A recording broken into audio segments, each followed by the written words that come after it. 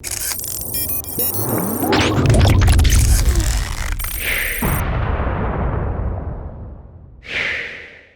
what's going on, everyone? Vega here for SerpentX Tech, and there's a new crypto mining pool that has added Kaspa to its overall algorithms or coins that you can mine, joining the Kaspa arms race. And I just want to advise you of it, and you determine whether or not you want to stay on that pool long term, because it's across the pond, based in Germany. However, I have tested it out here in the east coast of the United States, and I am able to mine to it successfully.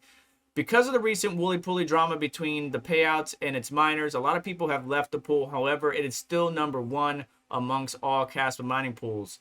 And there are a number of pools out there that miners have turned to, like Hero Miners. But I just wanted to advise you that Cryptex has entered the race. It has a 1% PPS plus. Its minimum payout that you can set is 100. It only has so many miners, and it is a small pool compared to the others, but it is getting frequent blocks. And the reason why one might choose a bigger pool is because they want more consistent payouts, even if those payouts are smaller. Whereas you go to a smaller pool, the payouts would be bigger, but they're less frequent, right? So it's going to be a balancing act to choose what you want to do. But Cryptex does have that GUI that I showcased in the past, where it's kind of like an all-in-one miner alternative to NiceHash, that, you know, the average end user, maybe a gamer or whatever, wants to have their system mine automatically when they're not using it, and then obviously stop when they want in the game. Because they've added Kaspa, that makes it a lot easier, and it gives additional options for the end user to use. Now, the cool thing too is I haven't tested this out. I plan on doing it when I get a certain device in, but because this particular project, Cryptex, the GUI, supports Team Red Miner, I wonder if FPGAs will be automatically detected in here, just like you see my two AMD configs or CPU and GPU here. So that'd be very interesting to find out at a later date and time.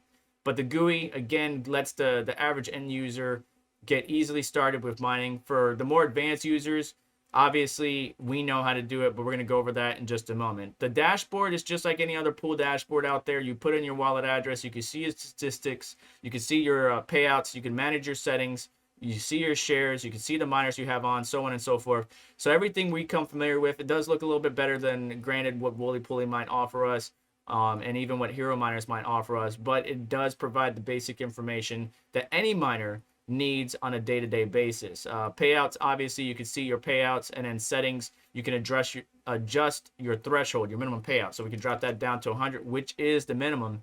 And unlike Hero Miners, it doesn't go as low as Hero Miners. 1 Kaspa is the minimum payout that you could do on Hero Miners, and there's some pools that allow the minimum to be 5 or 10.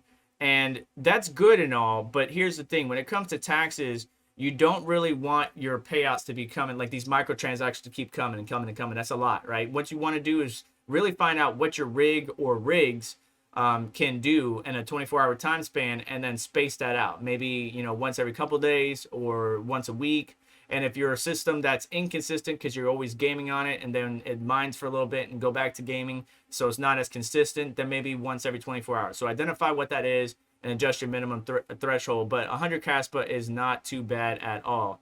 Now, going to the main page where you can see all of the pools that they support. Again, one of the caveats or catch-22s with this project or this particular pool was they don't have all the cryptocurrencies or a lot of the cryptocurrencies that all miners want. I mean, they got the basic ones, the main ones that are out there for dual mining purposes, stuff like that. They even added Nexa, but they don't have every single coin out there, and that's okay. So you can see, here's the host URL that we're going to need. Here's the port number. It tells us the wallet format. It even gives us a little bit of help towards the bottom here. Get started guide shows us that, how to copy. We could copy and paste, the script or the commands for Gminer, Team Red Miner, LOL Miner, so on and so forth. Basically, if you're a batch file user, or direct mining is what I call it, once you download the latest version of your miner, LOL Miner, what have you, you just right-click the file. You're going to hit edit, and then you need to change out the information here. So where it says wallet, you're going to replace your wallet address, dot, and then your worker name. And then pool, obviously you're going to want to leave that alone and just change the pool address or URL, which we can grab from right here, cas.cryptex.network. and then put in the port number, which is 777. Now, or excuse me, 4 sevens. And then you want to do file save as, and in that save as, make sure you change the save as type to all, and just give it a unique name. You can call it whatever you want. Like this is my CAS, and then .bat for batch file, and then save that so you know what it is. Double click it, and then you are able to hash no problem. On HiveOS, relatively the same thing. Cryptex is on here, so if we just choose CAS as the coin, or Caspa, we're going to add a wallet, or we can select from our wallets already.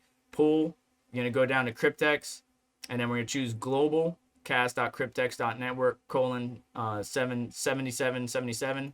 And then miner, we could choose LOL, Team Red, whatever it might be. Now, default, I can leave this all alone, or I can add additional commands down here in the extra configure arguments, apply changes, and then give it a name like Caspa Cryptex.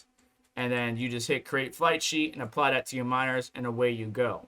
Again, you would be mining on a pool that doesn't have as much net hash, right? I mean, Wooly Pulley has over 180 terahash, where Cryptex only has 6, right?